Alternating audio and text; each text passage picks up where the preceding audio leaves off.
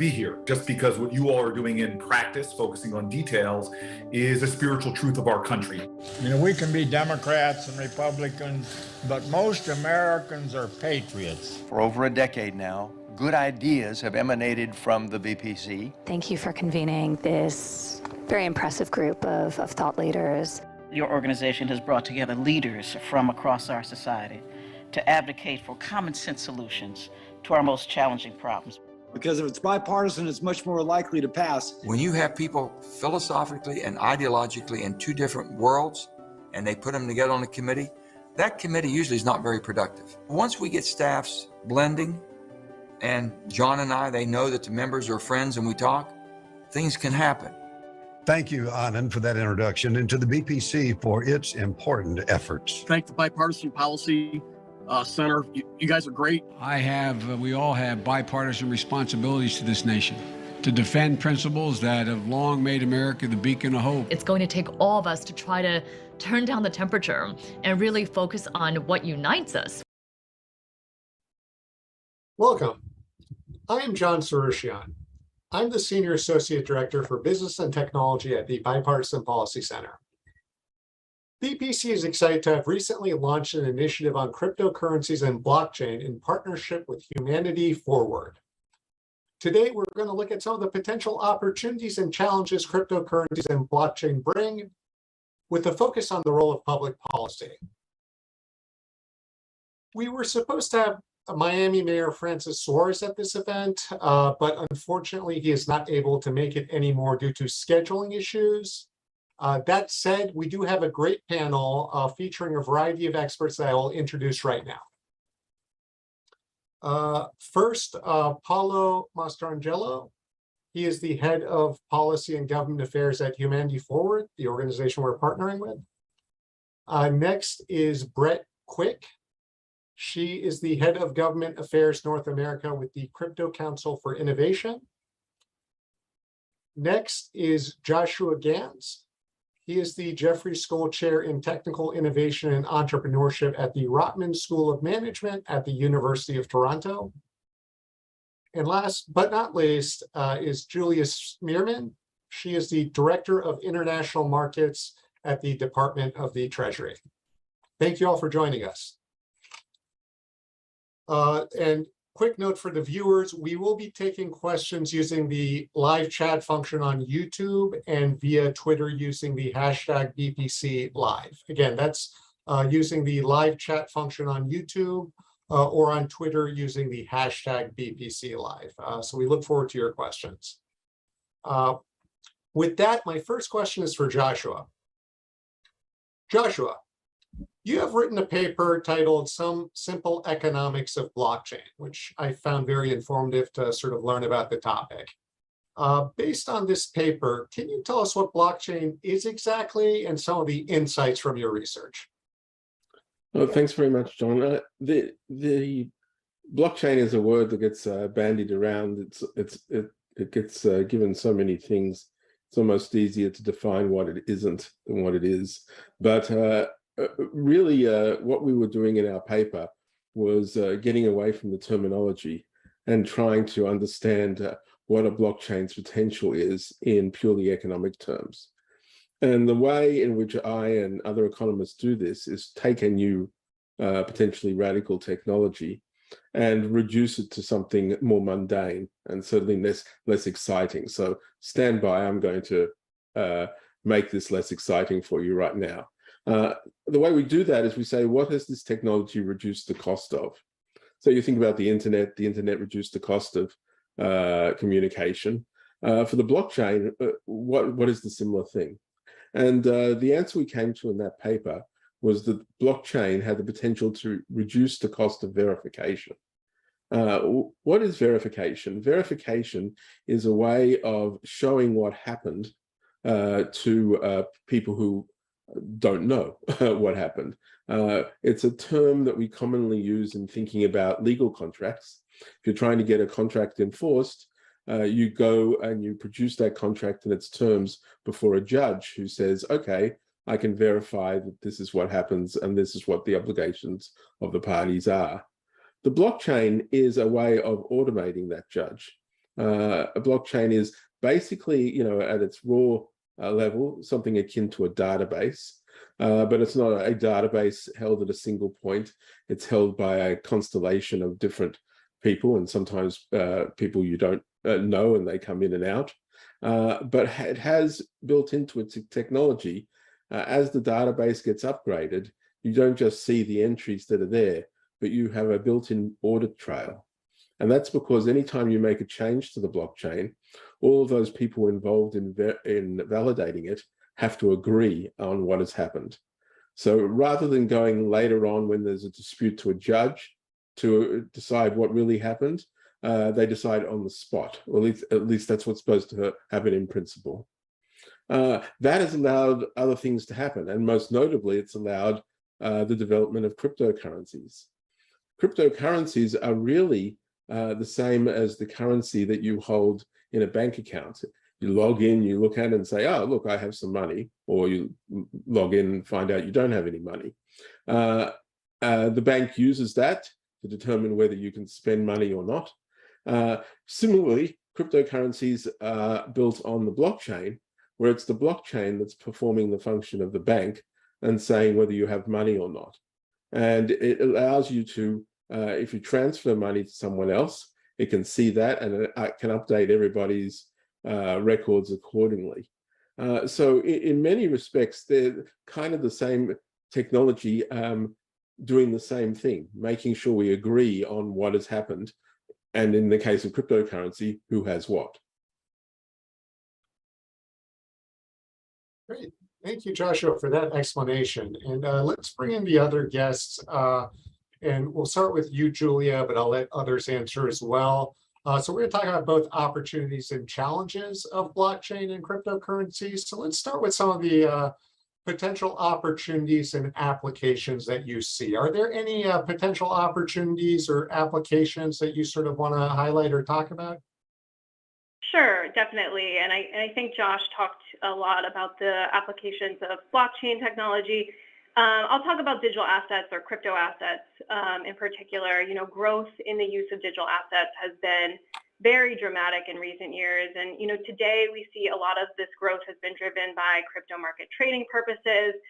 But these assets do have the potential, and the technology behind them have the potential to provide substantial benefits for consumers and businesses. So, if well designed and appropriately regulated, these innovations could contribute to important payment system improvements, efficiency, inclusion, resilience of our payment systems. This is particularly true, or could be particularly true, for cross-border payments, such as remittances, where costs remain just too high and delivery is still too slow. Decentralized finance applications could also potentially automate payments, lending, and trading activities using smart contracts, and this could create efficiencies and also, in some cases, reduce settlement risks. I'd also like to mention that many countries, including the United States, are actively exploring the potential issuance of central bank digital currencies, so often referred to as CBDCs. In few instances, some countries have even piloted or launched a CBDC, and these are being used as a means to achieve public policy objectives. So, for example, CBDCs could be designed to expand inclusion. They could also be designed to strengthen resilience in crises, so as a mechanism to quickly disperse fiscal assistance, for example, like in the COVID shock. I'll just leave it there because I'm sure other participants or panelists have other opportunities and benefits they want to touch on as well. Great. Thank you, Julia. Brett, do you want to sort of take the same question, some of the potential opportunities you see and maybe some applications, depending on which one you want to answer? Sure. Thanks, John. Appreciate the question. And I agree with everything that Julia outlined. I'll just add a bit to what she said. With crypto and with really the underlying blockchain technology, the opportunities really go beyond the payment system and the financial system. But for the purpose of this conversation, maybe we'll focus on that a little bit. But when you think about the ability for crypto to really, increase efficiency, to reduce costs, to increase speed, and to really remove some of the frictions that we see in the traditional financial system and the payment system, the opportunity is really kind of indisputable. So a couple of just cases that come to mind when you think about foreign aid, and what we saw with Ukraine. They were able to, very efficiently, very quickly receive roughly $100 million in crypto donations that they could sort of immediately deploy on the ground to, make medical purchases, for humanitarian aid, for whatever they sort of needed. And speed was really important there. And we saw that was more successful than some other sort of famous cases of foreign aid really not being delivered efficiently, like with the case of Haiti.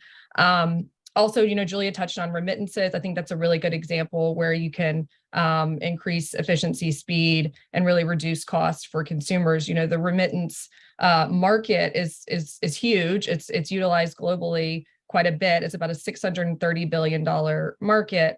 And as Julia said, the cost of those transactions is very high. I think the World Bank the average estimate for a cost of roughly like a $200 remittance is almost 6.5%, which is double the G20's goal of around 3% for facilitating that type of transaction. But you have crypto service providers that will facilitate the same transactions for around 1 to 3%. So that's a real cost savings for consumers. And again, there's a speed element as well that, time is money. So there's some savings for consumers in that sense as well. And then I just want to touch a little bit more on financial inclusion, because that is really a critical piece of, why we think that the development and innovation around crypto is so important. And certainly from the Crypto Council's perspective and our members, there's real opportunity to increase financial inclusion with these technologies. The reality is that in the United States, we still have, roughly 18% of folks that aren't really part of the traditional financial system. We consider them unbanked or underbanked. And many of those people are in sort of historically underserved communities, and maybe they've chosen not to be a part of the traditional financial system because of trust issues or whatever it may be, or maybe they've been excluded for some reason. And we've seen some sort of early signs of adoption by some of these communities. The Federal Reserve issues an economic well-being study annually, and they've started to look at the use of crypto. And in the case of transactions specifically, there was some good data that came out of that report. They found that 60% of folks that are using crypto for transactions are earning less than $50,000 a year. 13% of them don't have a bank account. I think around 27% of them don't have access to a credit card. So there's still a lot of work to be done for the technology to sort of become ubiquitous and be useful in that sense. But we're seeing some really positive signs of adoption. And to the extent that we can kind of use this technology to, decrease barriers to entry into the financial system, I mean, the ultimate result of that is going to be really reduced inequities for some of these communities, and also ultimately, a huge contribution to global economic growth. Thank you, Brett. Appreciate your response. And Paula, I know Humanity Forward is also doing a lot in this space, so I want to give you a chance to talk about the potential as you see it. Yeah, I think, Brett did a really good job of covering what is a critical piece that we see from talking to just people and families across the country and wanting to understand how this can help with financial opportunity. The other one that I'll just add is that, there's an increasing amount of local governments and state governments, so mayors and governors, trying to grapple with how this is an opportunity for economic growth in their own communities. And I think it's something that's been undervalued so far in the industry or in debates in Washington, and it's something that we see growing in a critical component of normalizing the growth of this industry and promoting innovation in here. And it's a good opportunity because you think about the finances of individuals and families, but it's often very much linked to their local communities and businesses. And there's, I think, over 15,000 businesses that are accepting some form of cryptocurrency, and that's only growing. So that's something that we're keenly looking into how we can help promote. Great, thank you, Paula. Now, we talked about some of the opportunities and potential, but we also want to talk about some of the challenges and concerns. We've heard a variety of challenges, including consumer protection, sort of financial stability, global competitiveness, environmental issues. So I'm going to start with you, Brett. Do you want to sort of talk about, let's pick one of the challenges that you think policymakers should focus on, or that you've at least sort of tried to learn about or address as part of your work in the crypto and or blockchain space? Sure. Thanks, John. I'll mention a few things. You know, I think the Crypto Council and the industry more broadly is very encouraged by the developments that we've seen in Congress. We've really seen a variety of bipartisan concerted efforts to really come together and establish a thoughtful, responsible regulatory framework that provides clarity and transparency to the industry, and also takes into account some of these very important things that you mentioned, like financial stability, national security, certainly consumer protection. I think the point at which we find ourselves now is that it's really important that we strike the right balance between acting quickly in the United States to establish this clarity and also, you know, the appropriate guardrails that we need for consumers and investors. But that we do it really thoughtfully and responsibly to make sure that we're not sort of unduly stifling innovation or harming businesses' ability to grow and innovate, create jobs, and serve consumers. You know, we've seen that the rest of the world is sort of not waiting for the United States to act necessarily. And while there are some really positive developments from Congress and here at the agencies, you know, we're hopeful that sooner rather than later we can sort of really put pen to paper and get some of this framework really in place so that there is sort of clear rules of the road for the crypto community. But, you know, we've seen MiCA out of the EU. We've seen Dubai has passed their own sort of comprehensive regulatory framework for virtual currencies. And then that's not even to mention something like China, who is, you know, China is really sort of leveraging the technology and the uses to sort of you know, through their digital yuan initiative to really sort of advance their foreign policy goals around the globe. So we want to make sure that the United States, of course, stays competitive and is a leader in the space. So I think that's just a really important consideration to make. But the challenge is sort of striking that balance of acting quickly, but making sure that we get it right, because we want to be the most competitive and the most innovative players globally. And this is, of course, is a global issue. And then consumer protection. I mean, as you mentioned, there's no question that we've seen investors and consumers experience real losses. And, you know, I think that it's a pretty widely held belief amongst industry that if we had, you know, the appropriate guardrails established, then some of that would be prevented. Some of these, you know, companies that are built on shakier foundations, some of the bad actors that shouldn't be in the space at all, you know, there would be more transparency for consumers for one, and many of them would maybe not even have the opportunity to access the market because of the, you know, regulatory constraints that they should have in that environment. So, you know, we're hopeful, we're encouraged by what we've seen, but there's still certainly challenges to come. And from a process perspective, of course, the jurisdictional challenges that we're all aware of, but there have been some really important strides made. Great, thank you, Brett. You gave us a lot there in terms of some of the challenges that, you know, we're sort of grappling with, and some of the issues around, you know, what's the right balance between regulation and protecting innovation.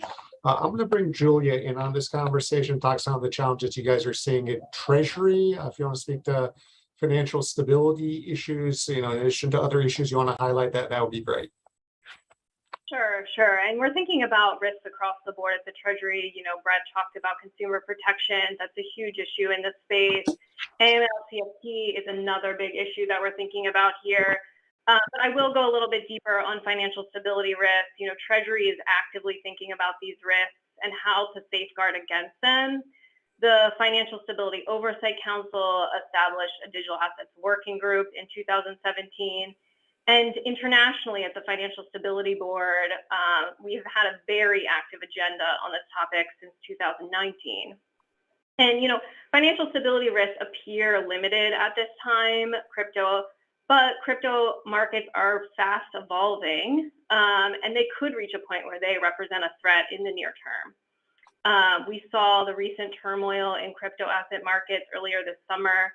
And, you know, it was very well contained within the ecosystem itself, but it highlighted the intrinsic volatility with this market, structural vulnerabilities, and also increasing interconnectedness within the crypto ecosystem.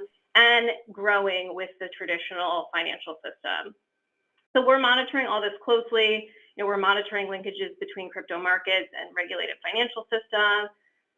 We're thinking about, the risks of a run on a stable coin and how that could be disruptive to short-term funding markets. We're thinking about leverage as an investment strategy in the crypto markets, concentration risk in trading platforms, and opacity and lack of regulatory compliance within the sector as well.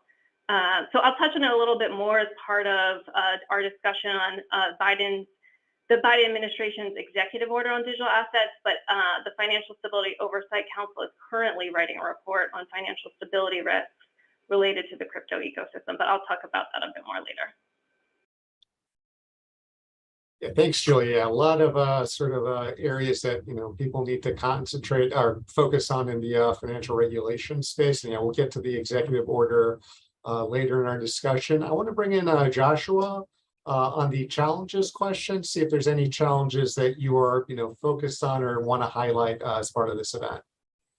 Well, I think the biggest challenge at the moment is regulatory uncertainty. There's so much we do not know about digital assets, from taxation to whether they're securities or anything like that.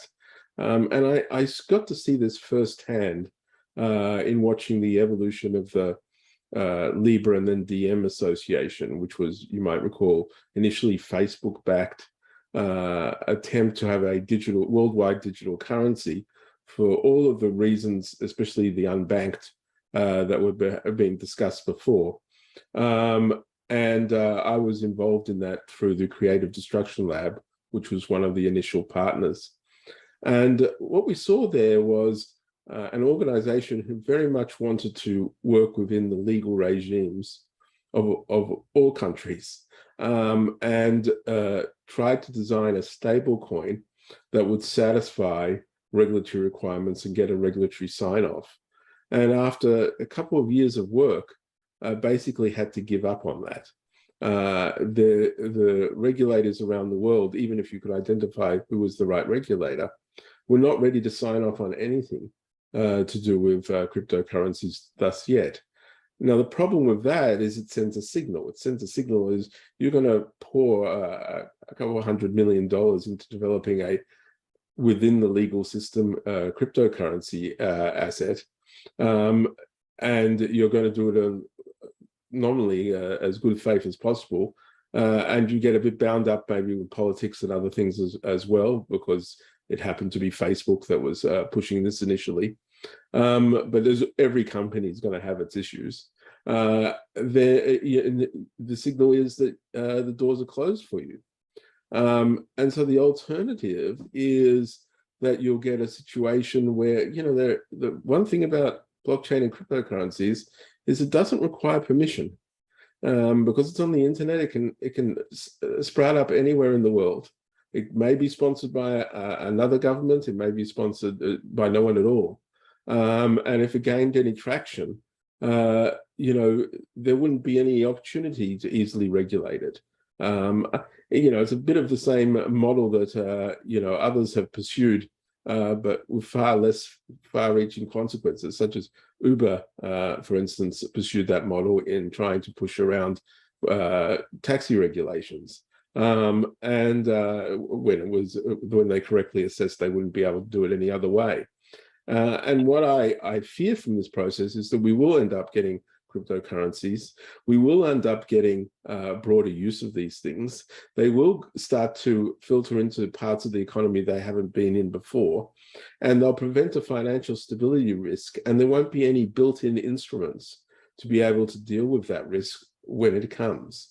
So I think governments around the world have some bridge mending to do if they want to sort of regain a footing in this space, because the alternative is really something that works completely around them, and that concerns me. Thank you, Joshua. I appreciate talking on some of these regulatory issues, some of the uncertainty. And Paulo, I want to give you a chance to answer the challenges question, but I also want to add another question to the end of it. So oftentimes I like to think of Main Street when thinking about issues pertaining to technology and financial services. So in addition to the challenges question, maybe you can combine the two questions. What would you want to tell the average person on Main Street about blockchain and cryptocurrencies? Sure, and I'll say that Josh had a good setup there, because the challenge with the uncertainty from a regulatory perspective is that it also leads out just average families from the potential of this technology. And I think if we step back and just see what's happening in the industry or in our economy in general, there's a lot of ups and downs in the crypto industry. So I think the traditional person who's not really focused on this just sees what's happening at any snapshot in time with crypto. And more often than not, over the past year, that's not necessarily positive, right? So they're not seeing anything about blockchain. They're just seeing the ups and downs of crypto and making a decision probably based off of that, which is not necessarily the correct way or the full picture of what's the potential of this opportunity. So I think a real challenge that we see existentially is the deep lack of knowledge of this, right? Like, if the average member of Congress or legislator can get 3 questions deep, that's great. Everybody's done a good job of getting them that far. But if there's a crisis or you're talking about complex legislation, 3 questions deep is just not going to cut it, right, to create durable policy that can protect consumers and provide opportunities for innovation, right? So how can we overcome this lack of knowledge? And I think this really can be done by having companies, policymakers focus on the ground level, explaining what this is through pilots, through use cases, real deep education on the ground about what this is, and to help families understand that, this might look like a boardroom issue or something that's, only in the halls of Congress or only on the stock exchange, but really it's becoming more and more kitchen table issue with so many people getting involved or having some part of their portfolio have crypto, and so many businesses get involved. So the message I think would be to Main Street would be, think about this through the prism of your daily finances and technologies as a technological innovation, more than just only looking at crypto. And then, second, I would say for policymakers, we really need to think about the lack of knowledge and how that bleeds into policy making and creates more political challenges. Thank you, Paula. Yeah, the role of education, I think, is very important. It's part of the reason we're hosting these events, and hopefully our audience is sort of getting something out of it. With that, let's go back to you, Julia. You mentioned the Biden administration's executive order on digital assets. Can you tell us a bit more about this executive order and sort of what role the Treasury Department has been playing sort of in implementing it? Yeah, happy to. So in March, as you mentioned, the Biden-Harris administration signed the executive order on digital assets. The goal of the executive order is to support responsible innovation while also taking steps to reduce risks, the associated risks. So to achieve this, the executive order calls for a coordinated and comprehensive U.S. government approach to digital asset policy. So Treasury, along with our colleagues at the White House and other agencies, are producing foundational reports and recommendations related to our digital asset policy. So I'll touch on just a couple components of this work that is probably of most interest to this audience. So first, I thought it would be useful to highlight that the Biden administration has put sort of the highest level of urgency on research and development efforts into a potential U.S. central bank digital currency. So Treasury, as part of this effort, is conducting analysis on potential implications of a U.S. central bank digital currency for an array of issues, including, economic growth and stability, financial inclusion, national security, among others. And this report will be coming out in the coming weeks. Second, and as we discussed earlier, the U.S. is seeking to ensure that digital assets don't pose undue harm or risk to consumers and investors, businesses, as well as with respect to financial stability, national security, and the integrity of the financial system. So there's 3 reports that are focused on this effort. The first is on the implications of digital assets to consumers, investors, and businesses, which will also have recommendations. As I mentioned before, the U.S. Financial Stability Oversight Council is evaluating the financial stability risks and assessing whether the appropriate safeguards are in place in the United States. And then Treasury and colleagues across the administration are also developing an action plan for mitigating digital asset-related illicit finance and national security risks. The last thing I'll mention on the EO is that the Biden administration is seeking to elevate the importance of our international work. So last month, Treasury and our interagency partners delivered to the president a framework for international engagement on digital assets. So this is going to build off of what already is a very active agenda with our international partners at the G7, at the G20, at the Financial Stability Board, and the Financial Action Task Force, among others. So I'll leave it there, and we can talk about more later if there's interest. Great. Thank you, Julia.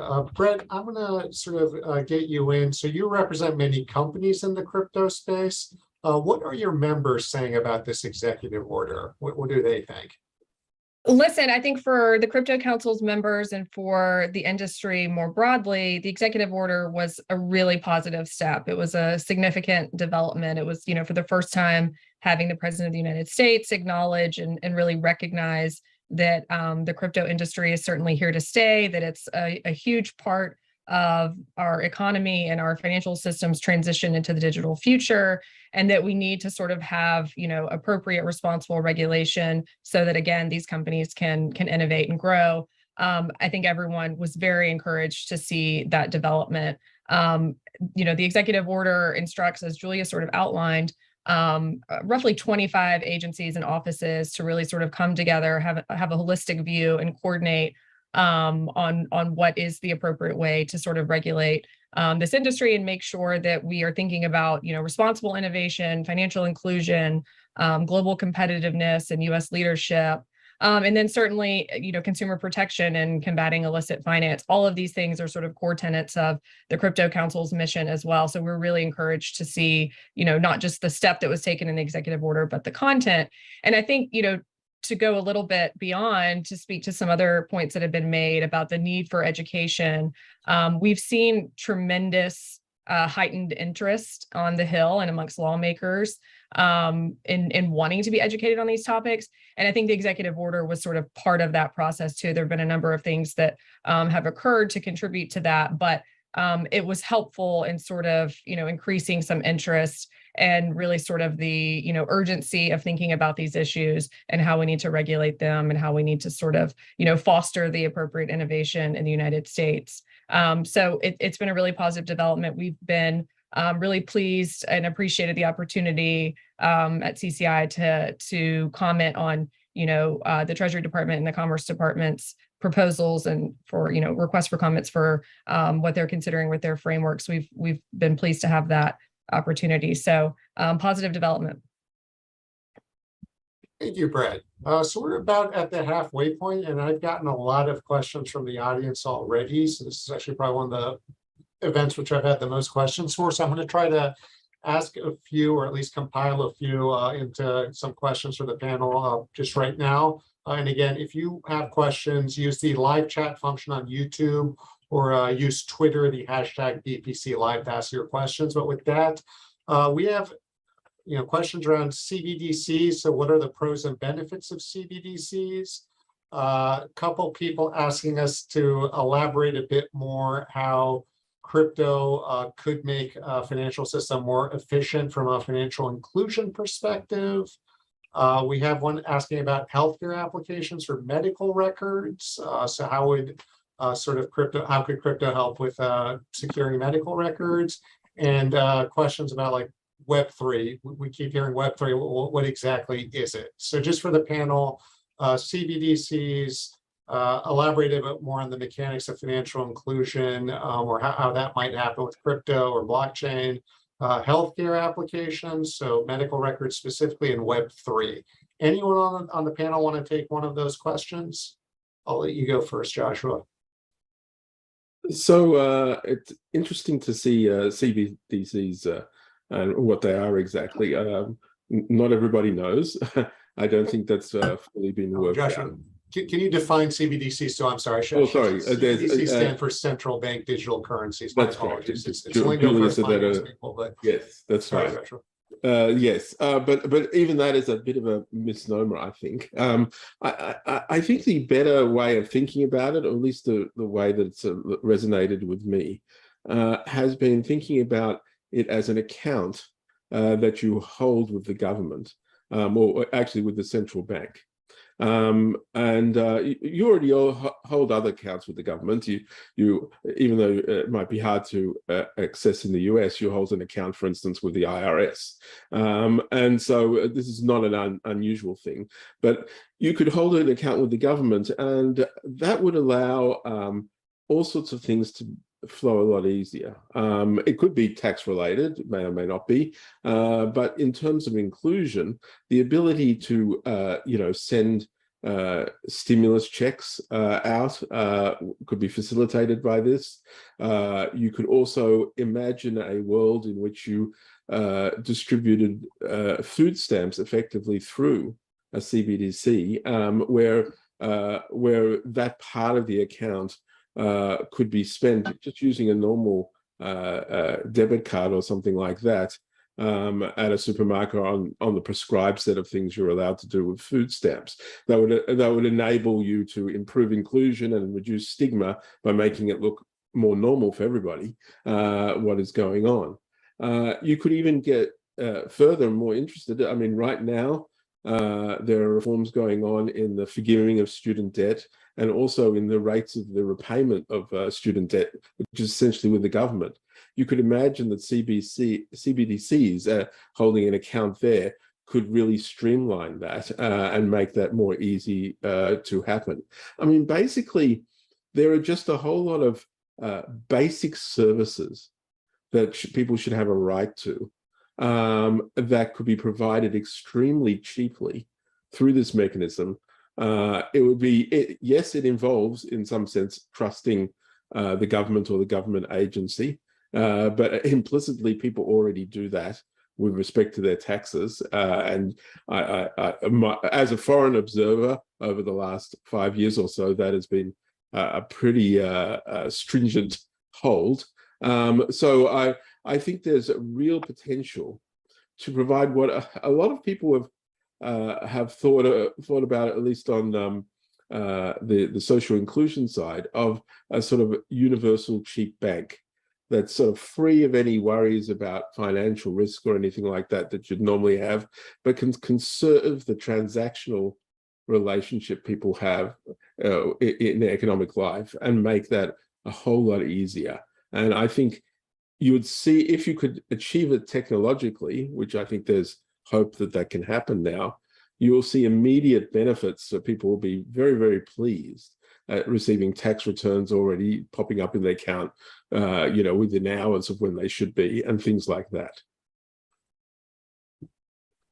Thank you, Joshua. Does anyone else want to take this CBDC question? I definitely want to at least get to the financial inclusion question again. The financial inclusion question is more about the mechanics of, well, how would crypto, broader than just CBDC, actually make the financial system more accessible? So anyone want to take either a follow-up to Joshua on CBDCs or more on the mechanics of the financial inclusion question?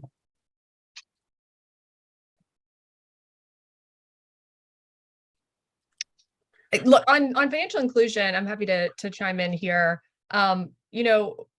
With crypto, there's lower barriers to entry. Oftentimes it's a more accessible platform or product where you can really just sort of, all you need is a phone. You don't have to go into a physical bank branch. You don't have to have one in your town or wherever you reside. So a big point is lower barriers to entry, accessibility, and then just again, increased efficiency and lower costs, potentially could attract more people that maybe have not chosen to be a part of the traditional financial system. And there are, reasons that we can look at to sort of assess why there are some folks that have chosen not to get a bank account. And some of that has to do with the history of some of these communities that have been historically, unserved and underserved by the banking system. So there's a lot of opportunity there. There's a lot to continue to develop, but we see, again, good signs of early adoption. Thank you, Brett. Anyone else want to comment either on the CBDC financial inclusion question or sort of the medical record keeping and or Web3 question, or should we move on with the questions that I had? Okay, we'll keep going with my questions, and if people want to go back to those, we can do so. Maybe at some point I'll have someone try to explain Web3, what that is. I think that is also one that's a very fluid term, but we can maybe get into that later. Okay, so let's see. Okay, so this question is for Joshua. So there's a lot of talk about the volatility in crypto markets. Many are calling different crypto assets a bubble. Some say it's a good investment. Without giving any investment advice or anything like that, you're an economist. Can you tell us how an economist might try to go about valuing a cryptocurrency? Like, is there any mechanism that you might use? I believe there's probably multiple ways you can try to value it, but just want to hear your take on that as an economist. Right. So at Nobel Prize winner was asked this question, Eric Maskin, and he said, "Well, the value of cryptocurrencies is zero." Now, I know right now it's not. It's not zero. But what he meant by that was there's no compelling reason for them to be zero or any other number. They're just what everybody thinks it is. And that is why they are considered sort of bubbly assets. They don't seem to have any underlying basis. Now, the usual comeback for that is, yes, so what's new? Neither does money. It's just paper notes. Neither does gold. It's mostly used for nothing, even though there's a bit of use there, but not very much. So what's new? And I think the answers are normally given twofold. I mean, one is for the US dollar. It is the currency that's mandated by the government to be able to pay taxes, for instance, and also to be used and accepted throughout the economy. So that helps stimulate that stuff. You could see cryptocurrency being valued in a similar manner. And it might give you some calibration to it. A few years ago, I did a calculation. I said, okay, let me listen to what the crypto enthusiasts are saying about this and see if I can work out what the value of cryptocurrency might be. And what they were telling me was two things. The distinct things, but two things. One is that it's a replacement for gold. Instead of you having to lug around and store large bars of gold or even mine that gold, which, by the way, takes more energy than cryptocurrency at the moment still to do, you'd be able to have these digital assets that were like gold. So I thought if that was the case, we know how much gold there is in the world. We know what its current price is. That tells us something about what the value of something like Bitcoin might be. And I came out of that with a valuation of $50,000 a Bitcoin. That's interesting because even earlier this year, it was way above that, which is interesting in of itself. But that $50,000 means that you currently think it's imminently going to replace gold, which has existed for millennia as a store of value. The alternative is it could replace the US dollar, which is currently the reserve currency of the world. Most trade takes place in US dollars, etc., which keeps the US dollar value at the value it currently is. What if you were to replace all the US dollars? We can do the same trick. We know how many US dollars are out there, and we know the total value of all of that. We can work out what if Bitcoin replaced the US dollar tomorrow, what would Bitcoin be valued at? And the answer was $100,000. Now, there's some assumptions that go into that, but that gives you a ballpark. But think about what that means. If Bitcoin is currently valued at $20,000, people holding Bitcoin and believing that the reason they're holding it is it's going to replace the US dollar imminently believe there's a 1 in 5 chance of that happening. I can tell you as an economist, that probability seems high. That probability seems unrealistically high. And so what this is telling me is, if you believe the stories of what's driving the value of these things, the values that are currently on these cryptocurrencies are way too high. So that's sort of that might help you calibrate some of this stuff. But there's no great science to this. My thing that I tell people when they ask me, should I invest in cryptocurrency? I say, do you want to buy lottery tickets? Do you think you can do well at the casino? Because just basically you're playing a game with everybody else in the world who's playing that game as to how high crypto will do, and you want to be the first out the door, and you just have to pick your timing. Well, that's just a form of gambling to me. The sad thing about this is a gambling game that is open to everybody, which is not normally what we do in gambling, and is worldwide, also not what we normally do in gambling, and completely unregulated and unstoppable. Thanks, Joshua. And if anyone else wants to respond to what Joshua says on the valuation question, feel free to jump in right now, or I can move to the next question, because the valuation debate, that's one that you hear a lot about. And again, nothing on this at this event should be taken as investment advice. This is just, us talking from a sort of like understanding the issue perspective. So with that, I'm going to turn it to Brett again. One of the issues that's come up quite a bit is the environmental questions. Many have concerns about the amount of electricity cryptocurrencies use and their environmental impacts. Can you speak to these concerns and what role the government might play in addressing them?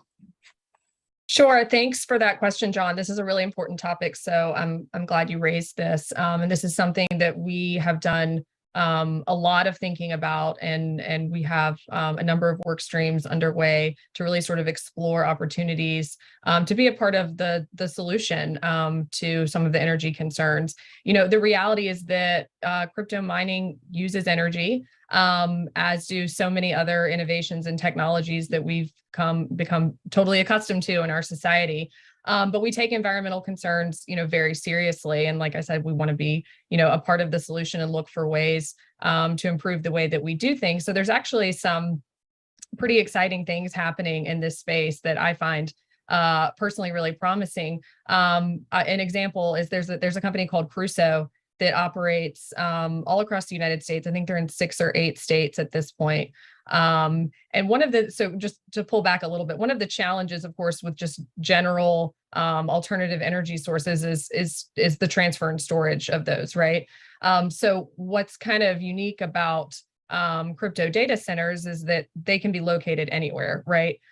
So this company that I mentioned, they have actually started co-locating data centers with oil and gas mining. So they've actually placed the data centers physically, next to these oil and gas mining sites, and the flared gas that's emitted from the oil and gas mining site, Crusoe has been able to develop technology that actually captures that byproduct and then converts it to computing power that's able to power the data center. And this flared gas otherwise would be, going into the environment extremely harmful. So it's a really promising development that they've been able to do that. And an estimate that I saw that it was pretty staggering to me was that if you could somehow harness the flared gas power that's emitted globally, you could actually power the Bitcoin network 7.5 times. Which is pretty astounding. So we're seeing some advancements like that. The Crypto Council right now is working on a study that really looks at all of these, and we'll produce an energy report soon that we'll release. So we're looking forward to that. But it's an important question, and it's something we're doing a lot of thinking about.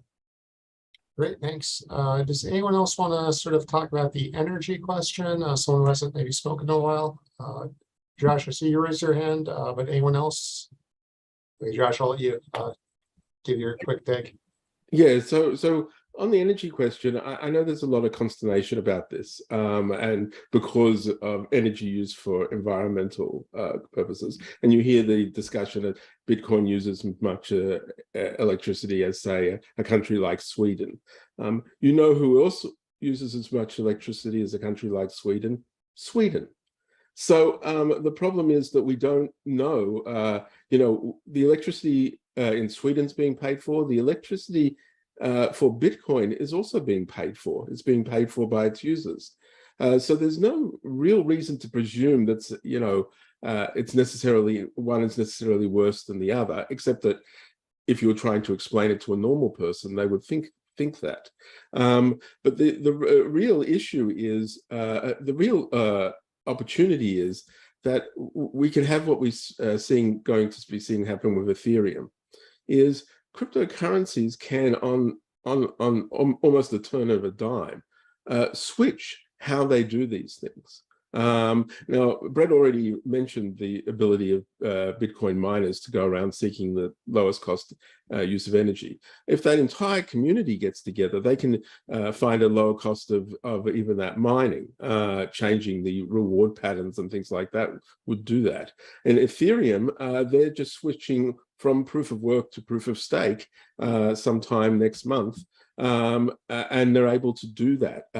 That's quite a challenge. So cryptocurrencies have this potential locked inside them to find the cheapest way of doing whatever they do and being able to switch directly to it, because it's just a database. It's like if you switched your database from Microsoft to Amazon Cloud or something like that, you can find the cheapest way. So there's more opportunity here than I think people are giving it credit for. Thank you, Joshua. I want to get Julia and Paula back in, and we're close to the tail end of the event. So again, people, if you have questions in the audience, you can send them to us via the chat function on YouTube or on Twitter using the hashtag BPC Live.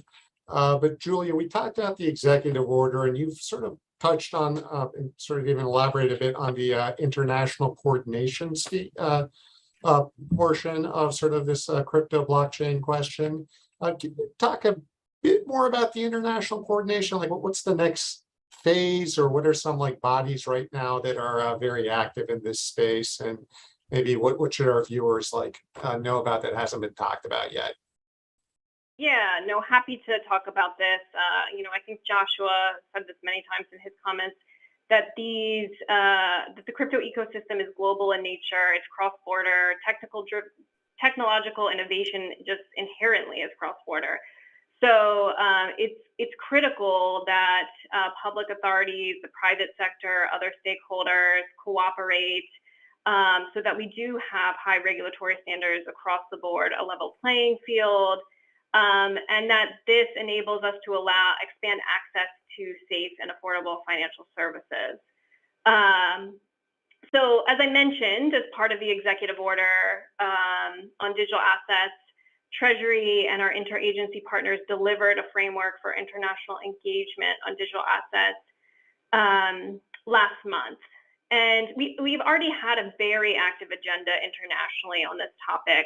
I'll touch on just a couple aspects of that. At the G7, US is working with its partners on a broad suite of issues related to digital assets. So this includes considerations related to central bank digital currencies, the implications of these new technologies on the international monetary system.